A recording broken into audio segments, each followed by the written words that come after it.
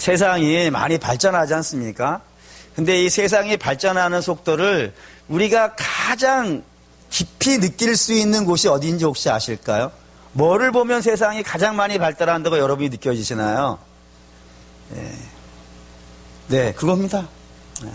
뭐가 우리가 가장 세상이 발달한다는 속도를 빨리 느끼는 곳이 어디냐면 보안이래요. 보안기술. 예전에는 보안기술이라는 게 없었지 않습니까? 그냥 예전에 동굴에 사는데 무슨 보안기술이 있겠으며, 뭐 들판에 살고 있는데 뭐 보안기술이 있겠어요. 그러다가 이제 집이 생기기 시작했어요. 집이 생기기 시작하면서 보안기술이 이제 발달하기 시작합니다. 예를 든다면요, 담이 생겼어요. 그렇죠? 담도 보안이에요. 근데 옛날에 담은 어땠어요? 그냥 경계선 정도밖에 안 됐죠. 이게 우리 땅이야 라고 하는 경계선 정도고, 또 이런 것도 있었어요. 방문 딱 걸고 고리에다가요, 제가 그걸 알고 있는 게 신기하지 않습니까? 네. 그렇게 그냥 걸어놓는 것으로도 그게 보안기술이에요. 들어오지 말라는 신호니까. 그 정도의 기술이었다고요. 얼마 전까지만 해도 여러분이 아는 정도만 돼도요. 그 정도만 지나도 숟가락만 걸어놓으면 해결될 만한 보안기술이면 됐었는데, 지금은요, 자물쇠는 옛날 얘기예요. 자물쇠만 옛날 얘기가 아니라 번호키도 옛날 얘기가 됐어요. 요즘은 더 신기한 것들이 많이 나왔어요. 예를 들면 지문으로 열어요, 문을. 그게 먼 달나라에 있거나 뭐 어떤 특별한 뭐 연구소에만 있는 게 아니라 일반 집에도 있어요. 휴대폰도 지문으로 열리잖아요. 그리고 지문도 넘어가가지고 요즘은 얼굴을 인식을 해요. 휴대폰 탁 들잖아요. 그러면 걔가 내 주인이 왔구나 하고 딱 열어줘요. 지가 알아서. 눈동자 색깔을 가지고도 평가를 하고요. 또 이런 것도 있다면서요. 이렇게 목소리가 사람마다 다 달라서 목소리만 가지고도 문을 연다는 거예요. 이거 비행기 날아간 정도가 아니라니까. 이거는 뭐 어마어마한 기술이 등장을 했어요. 근데 뿐만 아니라 이것만 있는 것이 아니고 뭐도 있냐면 이제 카메라가요. 제가 한번 홍 집사님 계시지만 한번 여쭤봤어요. 제가 우리 집에서부터 교회 오는 동안에 카메라를 피해서 한 번이라도 안 찍히고 올 수 있는 길이 있습니까? 라고 물어봤더니 없대. 이거 없대요. 그냥 촉촉 다 찍힌다는 거예요. 도둑이 살기 힘든 세상이 되고 있어요. 근데 뿐만 아니라 그것만 있는 것이 아니고 전문 보안업체가 있지 않습니까? 아예 우리 집을 지켜주겠다라고 돈만 내면 말이죠. 새콤 달아주죠. 뭐 하여튼 보안업체가 와가지고 뭐 사시상처를 지켜줄 만큼 그렇게 보안기술은 어마어마하게 발달한다고요. 근데 그게 보안기술이 이렇게 어마어마하게 발달하는 이유가 뭘까요? 우리가 지켜야 될 게 많기 때문입니다. 솔직히 말씀을 드리면 우리 가진 게 너무 많아요. 옛날에 비하면 정말 많이 가지고 있어요. 그리고 그 많은 것들, 좋은 것들을 많이 가지고 있기 때문에 그 좋은 것들을 내버려 두면요, 누가 뺏어가기 때문에 지켜야 돼요. 그걸 자물쇠를 걸고 뭐 몇 개씩 걸고 이렇게 열심히 지키지 아니하면은 뺏길 수 있기 때문에 열심히 힘을 내서 애를 써서 돈을 들여서 마음을 써서 지켜야 돼요. 근데 여기에 문제가 하나가 있는 거예요. 뭐가 문제가 있냐면 우리가 돈을 들이고 수고하고 애쓰면서 지키는 것들이 다 뭐예요? 다 물질적인 것들이에요. 다 그거지 않습니까? 그런 것들은 정말 열심히 지켜요. 그런데 그거보다 더 열심히 지켜야 되는 것이 있더라 이거예요. 근데 그게 얼마나 중요한지를 잘 모르는 것 같아요. 그러니까 돈을 지키기 위해서는 은행도 쓰고 금고도 쓰고 참 세콤도 들이고 보안업체도 들이고 막 정말 애를 쓰는데 마음을 지키기 위해서는 그런 수고가 있나 모르겠어요. 근데 마음이 더 중요하거든요. 왜 그러냐면 여러분, 마음이 무너지면 어떻게 될 것 같으세요? 인생이 무너져요. 마음이 무너지면. 마음이 무너지면요, 믿음도 무너져요. 마음이 무너지면 저는 그런 경우도 봤어요. 목숨을 끊어요. 마음이 무너진다는 것이 정말 위험하고 마음을 빼앗긴다는 것이 매우 어려워요. 중요해요. 뭐 이단들도 그런다지 않습니까? 와서 마음을 뺏어가는 거예요. 집에 와가지고 매일같이 일해주고 봉사해주고 젊은 청년들 같은 경우만 유럽 여행도 시켜주고 그러면서 마음을 뺏는다니까요. 그 마음을 뺏기면 믿음과 뭐 이게 다 뺏겨요. 그 인생을 망치는 거예요. 그런 경우들을 많이 본다 이겁니다. 그 성경도 이렇게 얘기해요. 23절 볼까요? 23절 읽겠습니다. 모든 지킬 만한 것 중에 더욱 내 마음을 지키라. 생명의 근원이 이에서 남이니라. 무릇 지켜야 될 게 많아요. 우리에게. 지켜야 될 것이 많은데 그 많은 것들 중에서 제일 중요하게 지켜야 되는 게 뭐라고요? 마음이라고요. 그만큼 중요한 거예요. 근데 대개의 분들은 마음을 지키는데 그렇게 큰 애를 쓰지 않아요.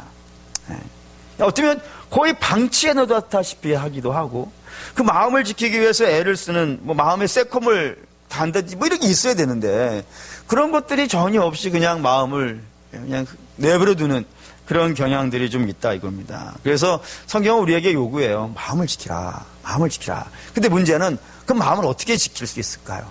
정말로 뭐 여기다가 뭐 새끔 걸어야 될까요? 아니면 여기에 뭐 보안업체 불러가지고 하고 여기에 뭐 돈 이렇게 해서 지킬 수 있으면 참 좋겠지만 아시다시피 그렇게 해가지고는 마음을 지킬 방법이 없는 거예요. 근데 성경은 오늘 우리에게 마음을 지키는 법 해가지고 세 가지를 알려주고 있다 겁니다. 그 세 가지를 우리 한번 좀 보죠. 첫 번째는 24절 읽겠습니다. 구부러진 말을 내 입에서 버리며 삐뚤어진 말을 내 입에서 멀리하라. 뭐 했어요? 말 조심하라. 말 조심하라. 사람의 말이라는 게 참 희한해요. 어떻게 희한하냐면 모양이도 없죠. 만져지지도 않죠. 무게도 안 달려요. 얼마나 힘이 있는지도 사실은 잘 모르겠어요. 이렇게 말이라는 게 그냥 툭 던지면 어느 공간으로 사라져버리는 것 같이 없어져 버리는 그런 말인데 근데 그 말이요. 어마어마한 능력을 만들어내서 사람의 마음을 들었다 놨다 해요. 사람의 마음을 막 움직이기도 하고요.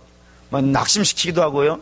좌절시키기도 하고요. 막 쓰러지기도 해요. 예를 든다면 이런 얘기 있죠. 성경에 이스라엘이 시내산에서 출발을 해가지고 가나안을 가요. 워낙 유명한 이야기니까 또 제가 많이 예를 드는 이야기니까 잘 아실 겁니다. 시내산에서 출발을 해가지고 가나안에 가는데 그 가나안까지 거리가 얼마예요? 열하루길. 보름이 안 되는 길이에요. 그 열하루만 12일만 걸어가면 가나안에 들어가는 곳이 가데스 바네아예요. 거기에 이제 모세가 12정탐꾼을 가나안에 보내죠. 그래서 12정탐꾼이 가나안 들어가서 40일 동안 가나안 구석구석을 살피고 돌아와가지고 이스라엘과 모세와 이스라엘 앞에서 보고를 해요. 뭐라고 얘기하냐면 그중 10명이 한마디를 하는 거예요. 한마디. 그 한마디가 뭐예요? 우린 못 간다 이거예요. 우리는 메뚜기에 지나지 않아서 우린 못 간다 그러는 거예요. 그 말 한마디예요. 한마디. 그 한마디에 어떤 일이 벌어져요? 200만 명의 가나안 들어가던 이스라엘이 다 무너져요. 그 한마디가 놀랍지 않습니까? 그 말 한마디였대. 10명, 2명이 와가지고 별소리를 다 하는데도 안 먹히고 그 한마디 우리는 못났어요. 우리는 무능해요. 하나님이 도와줘도 안 돼요. 이 한마디가 그 200만 명이 넘는 이스라엘 백성들의 마음을 다 무너뜨려 버렸어요. 다 무너뜨려가지고 그 가데스 바네아 가나안 문 앞에 가가지고 펑펑 울고 땅을 치고 하나님 원망하고 그래가지고 하나님 어떻게 하시는 거예요? 저들을 돌려보내요. 야 니네들 그래서 못 들어가. 그렇게 해서는 안 돼. 해가지고 그때부터 시작해서 가나안 38년의 세월을 보내게 되는 거예요. 그러니까 그 생고생이 다 뭐 때문에 일어난 거예요? 지금 말 한마디였다 이거예요. 굉장히 센 말. 하나님을 불신하는 그 말. 그 말 한마디가 온 이스라엘을 다 넘어뜨리는 일을 만들었다 이겁니다. 근데 또 이런 이야기도 있어요. 다윗과 관련된 이야기인데 다윗이 골리앗을 이겼어요. 그리고 또 나가는 전쟁마다 족족족 이긴 거예요. 그리고 이제 개선 장군이 되어가지고 예루살렘에, 그때는 예루살렘이 아니었죠. 기브온에 쫙 입성을 하는데 기브온의 왕궁에 입성을 하는데 백성들이 모여가지고 노래를 불렀어요. 근데 그 노래 한마디가 다윗을 절벽으로 떨어뜨려 버렸어요. 그 노래가 뭐죠? 그렇죠? 사울이 죽인 자는 천천히요, 다윗이 죽인 자는 만만이라. 이 말 한마디가 누구의 마음을 뒤집어 버렸어요? 사울의 마음을 뒤집어 버렸어요. 사실이에요. 근데 희한하죠? 사실도 사람의 마음을 그렇게 바꿔버릴 수 있다는 사실이 참 놀라운 거예요. 우리가 사실을 말한다고 꼭 좋은 건 아닌 것 같아요. 그 적절한 때, 시적절한 말이 아름다운 것이지, 그게 사실이라 그래서 아무데나 막 이야기해도 그게 아름답지만 것은 아닌 것 같아요. 근데 사실을 이야기했는데 그것 때문에 사울의 마음이 뒤집어져가지고 그때부터 13년에 걸쳐서 다윗은요, 자기 집에 못 가는 거예요. 광야를 헤매야 됐고요, 죽으려고 그러고요, 엄청나게 어려운 일들을 만난다 이겁니다. 그렇기 때문에 성도는, 마음을 지키려고 하는 성도는 상당히 뭐를 조심해야 되냐면 말하는 거를 조심하셔야 돼요. 그래서 내가 이 말하는 것이 어떠한 영향력을 미칠지, 어떠한 상황에 이르게 될지 한 번은 좀 돌아보고 좀 생각해보고 좀 기도해보고 그렇게 해야 될 필요가 있어요. 근데 말하는 것도 사실 굉장히 조심하셔야 되지만 듣는 것도 조심하셔야 돼요. 여러분, 귀에 많은 이야기 들리지 않습니까? 근데 우리 속담이 정말 그 성경에 들어가지는 못하지만 성경 그 다음 한 두세 줄 뒤에 가면 있는 말 하나가 있어요. 그게 뭐냐면 이런 말이잖아요. 한 귀로 듣고 한 귀로 흘리라. 얼마나 아름다운 말인지 몰라요. 이런 말은 아름답지 않아요. 설교는 한 귀로 듣고 마음으로 넘겨야죠. 근데 우리 꼭 거꾸로 하잖아요. 설교는 한쪽 귀로 듣고 한쪽 귀로 흘리고, 쓸데없는 말은 한쪽 귀로 듣고 마음에 새기고. 아, 놀라운 기술을 가졌어요. 이러면 안 돼요. 듣는 것도 상당히 조심하셔야 돼요. 그래서 우리가, 나도 다른 사람에게 실수해서 말할 수 있는 것처럼 다른 사람도 내게 실수해서 말할 수 있다는 정도는 받아들여 주실 수 있어야 돼요. 아, 저 사람이 실수한 거야. 원래 의도는 그런 게 아니겠지. 물론 원래 의도로 이렇게 악한 말을 쏟아낼 신자가 있기야 하겠습니까만은, 그래도 엉뚱한 말이 들려지면 뭐 그럴 수 있지. 뭐 사람 살다가 보면은 뭐 지나가다가 그것도 좀 밟을 수 있고 저것도 좀 밟을 수 있고 뭐 그렇지 않겠어요? 모르겠습니다. 해주셔야 돼요. 뿐만 아니라 내가 실수해서 다른 사람한테 내가 실수했다고 이해해 주시라고 이렇게 얘기할 때 그 용서해 주면 참 할렐루야지 않습니까?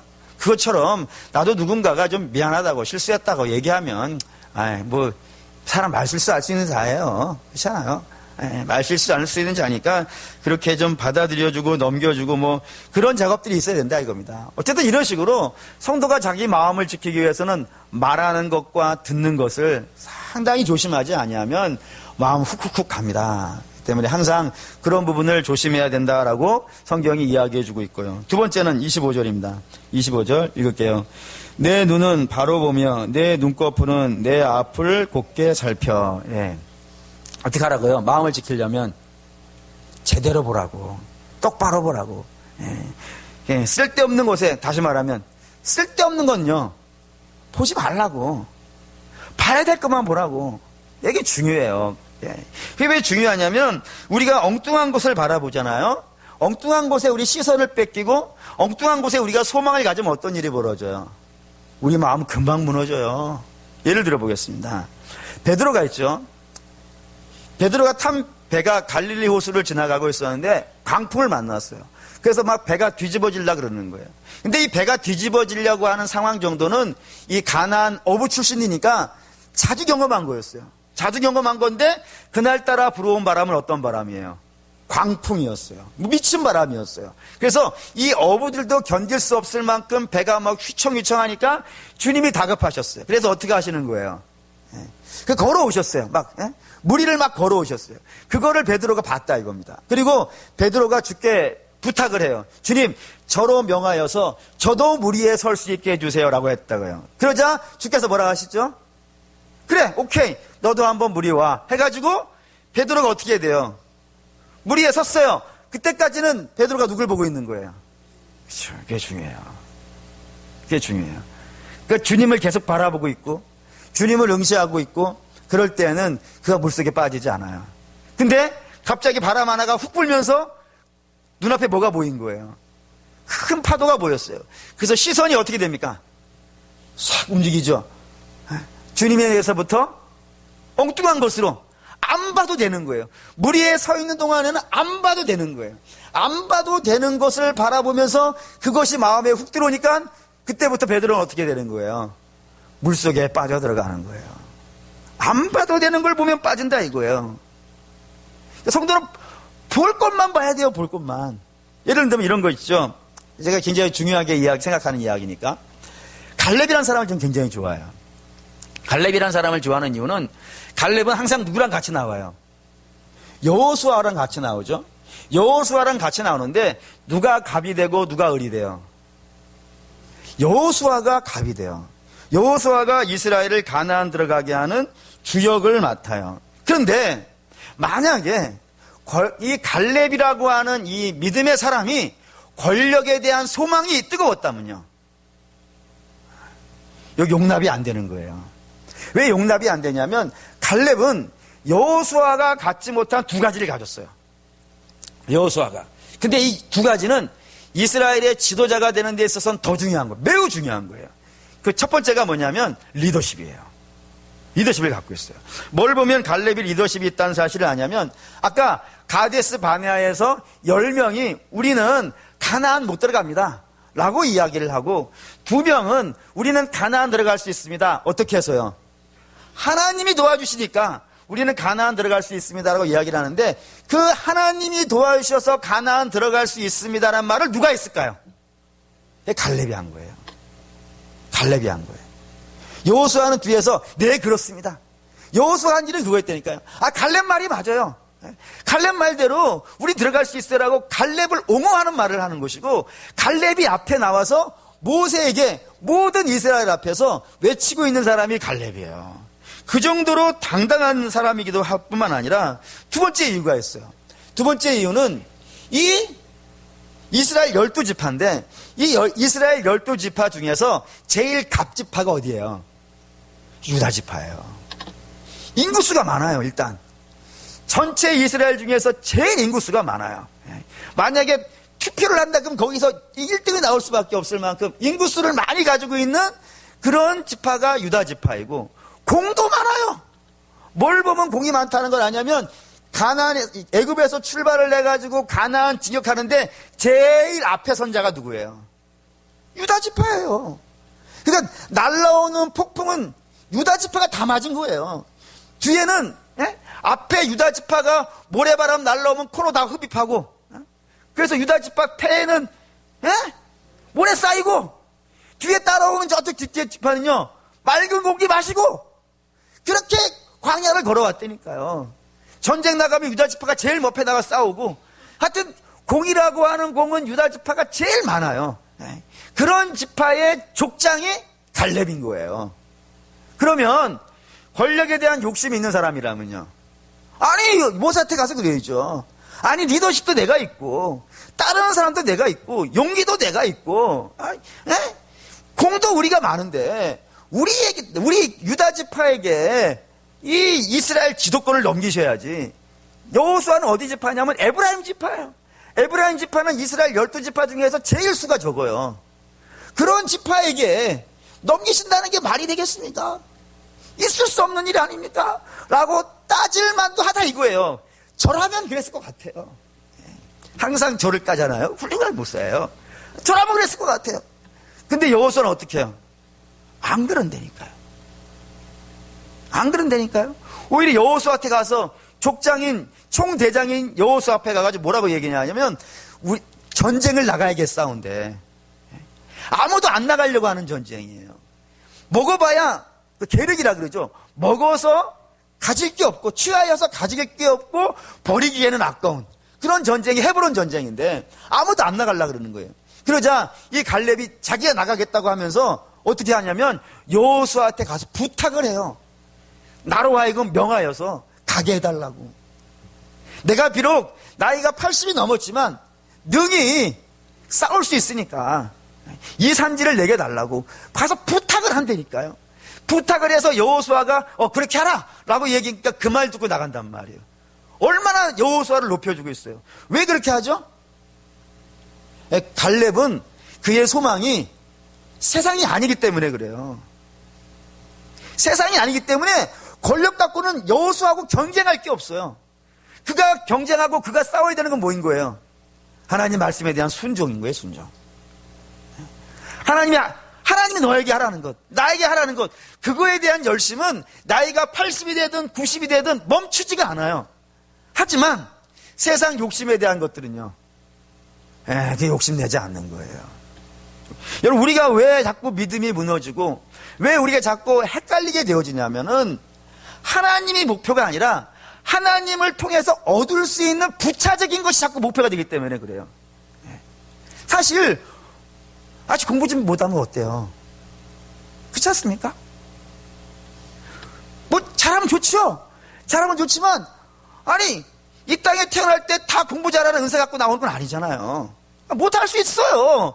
그러면 쟤는 다른 데로 은사가 있는가 보다 하면 되는 것이지 왜 걔를 목을 달아요? 그럴 필요 없잖아요. 또 남편도 마찬가지지 않습니까? 어떤 남편은 돈을 많이 벌어요. 근데 꼭 그 모든 남편이 다 돈을 많이 벌어야 되면 아니잖아요. 그러니까 돈 벌어 왔다고 해가지고 쫓아내면요 곤란한 거예요. 아니 그런데 목표 두지 말자고요. 우리가 시선을 두고 목표를 둬야 되는 것은 하나님이지, 하나님이 아니라 하나님의 손에 있는 것들에 대해서 자꾸 관심을 갖고 목표를 두고 두니까 하나님은 그걸 모두에게 다 주시진 않아요.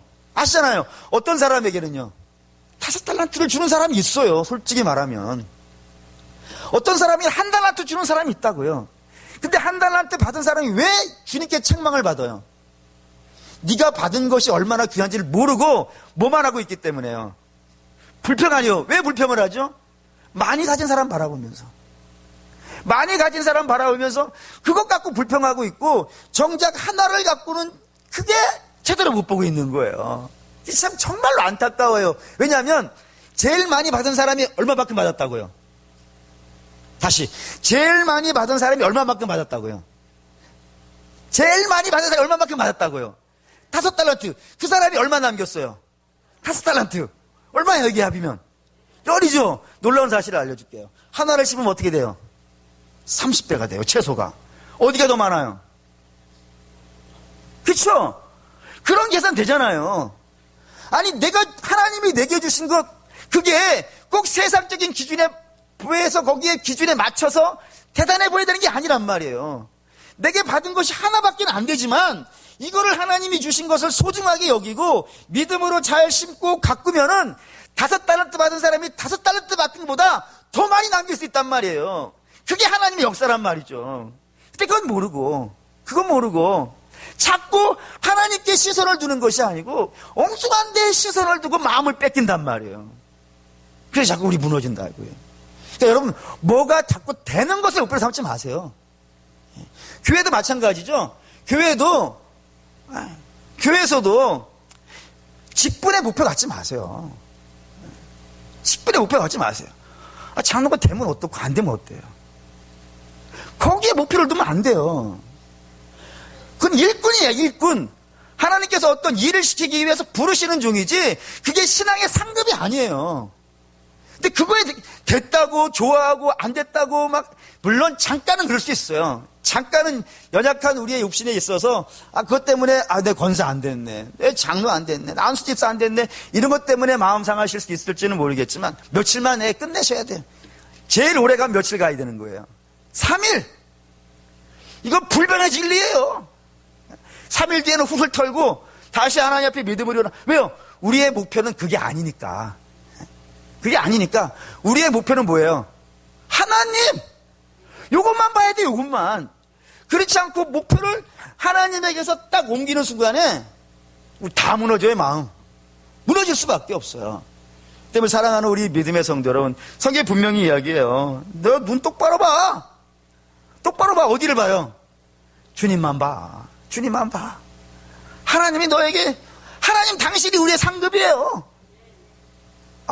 하나님이 우리의 상급이라는 것에 아멘이 요것밖에 안 나온다는 건 기적이에요. 하나님이 우리의 상급이에요. 그 상급을 바라시고 그 상급을 기대하시고 그것만 바라보실 수 있기를 주의 이름으로 부탁드립니다. 세 번째 27절 읽겠습니다. 좌로나 우로나 치우치지 말고 내 발을 악에서 떠나게 하지. 우리가 가려 말라고요. 가려 듣고 하나님만 바라봐야 돼요. 이게 당연한 거예요. 근데 그렇게 살기로 마음에 결심을 하고 이 땅을 살기 시작했어요. 그래도 이 땅은요, 만만하지 않아요. 만만하지 않아요. 쉽지 않아요. 우리 마음 또 어느 순간에 공격받아서 넘어지기도 하고 수도 없이 그렇게 되어져요. 그때 성경은 우리에게 요구해요. 그렇게 마음 먹는 정도로 하지 말고 어떻게 하라고요? 적극적으로 싸우라고요. 그 문제를 갖고. 자꾸 하나님이 주시는 말만 하려고 하고 하나님의 말씀만 자꾸 들으려고 하고 그리고 헛된 데 목표를 두지 아니하고 자꾸 하나님께 목표를 두는 것을 적극적으로 노력하면서 하라고요. 이렇게요. 자로나 우로나 치우치지 말고 내 발을 악에서 떠나게 하라. 자꾸 떠나도록 정상적인 길을 가려고 부지런히 애를 쓰고 부지런히 노력을 하라라고 되어 있습니다. 왜 그러냐면 우리랑 싸우는 적이 만만하지 않아요. 그냥 우리가 마음 먹는다 해가지고 그게 될 문제는 아니에요. 그래서 여러분이 똑바른 길을 가고 똑바른 말을 하고 똑바른 것을 보기 위해서 기도 많이 해야 돼요. 진짜예요. 정말 기도 많이 해야 돼요. 기도 많이 하지 아니하고 그렇게 어떻게 할 수 있겠습니까? 이 문제를 갖고 하나님 제가 말을 좀 잘할 수 있는 사람이 되게 해주세요. 말을 잘한다는 건 청산 유수처럼 줄줄줄 쏟아내는 그런 말이 아니라 시적절하게 하는 말이지 않습니까? 시적절하게 하는 말이 은쟁반에 옥구슬 갈라가는 것처럼 아름답다고 했으니까 하나님 제가 그렇게 시적절하게 말할 수 있는 사람이 될 수 있도록 제 입을 주관해 주십시오 라고 기도하셔야 되고요. 길을 위해서도 기도하셔야 돼요. 주님 혹시 제 귀에 여러 가지 이야기들이 귀라는 게 이렇지 않잖아요. 귀가 내가 이제부터 안 들어야지 해가지고 자물쇠 탁 채우고 이런 귀 보셨어요? 그런 귀가 있었으면 정말 좋겠어요. 근데 이게 입은 최소한 내가 이렇게 다불고 수도 있을 수 있잖아요. 그죠? 나 입 안 벌려 해가지고 이렇게 해가지고 복화술로 말하기도 하잖아요. 근데 이 귀라는 건 희한해가지고 항상 열려있어요. 지가 그래가지고 말을 하면은 안 들으려고 해도 그게 신기한 거예요. 정말로 신기해요. 이름의 귀는 진짜로 신기해요. 그래서 귀를 위해 많이 기도하셔야 돼요. 하나님 제 귀를 우리 하나님께서 좀 지켜주십시오. 들어올 말만 들어오게 해주세요. 쓸데없는 말은 아예 들어와서 나간 차원도 아니라 튕겨나가게 해주세요. 할렐루야. 튕겨나가게 해주세요. 그리고 하나님의 진리의 말씀만 내 속에 딱 들어와서 내 중심을 꽉 잡아주세요. 그래서 하루에 무슨 말 듣기를 좋아하느냐? 라고 얘기하면 설교 듣는 게 제일 재밌어요? 뭘 보는 게 제일 재밌냐? 그러면 성경 보는 게 제일 재밌어요. 뭐가 하는 게 제일 신나냐? 하나님 말씀 전해주는 게 제일 신나요. 이렇게 되어질 필요가 있어요. 그 문제를 위해서 좀 많이 기도하시고 그리고 실제로 이렇게 하려고 하십시오.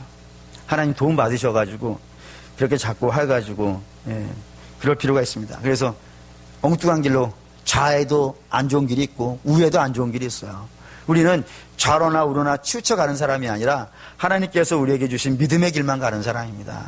그럴 때만이 우리의 마음이 온전해요. 그리고 마음이 온전해야 우리의 신앙도 바르게 잘 자라고요. 그리고 우리 마음이 온전해야 인생도 이렇게 똑바른 길로 쉼없이 갈 수 있어요. 저는 그런 생각이 있어요. 가다가 넘어지면요, 넘어지는 것만큼 우리가 손해예요. 엉뚱한 길로 빠지면 하나님이 물론 은혜로우신 분이라 다시 우리를 회개시키셔가지고 불러오시겠지만 나간 만큼 손해예요. 우리는 가장 빠른 길로 하나님 앞에 곧장 가는 성도가 되어야 될 줄 믿습니다. 그러려면 그 문제를 갖고 기도 많이 하시고 또 노력 많이 하시고 애 많이 쓰시고 우리의 적이 무엇인지를 분명히 아시고 우리의 마음을 무너뜨리는 모든 악한 적들을 대항해서 싸우시고 그렇게 주의 말씀으로 여러분들의 마음을 잘 지키셔가지고 이 세상 좀 곤란하고 복잡한 세상이지만 주의 영광 가득한 이 세상에 믿음으로 사시는 역사 있으시기를 주의 이름으로 축원합니다. 아멘. 기도하겠습니다.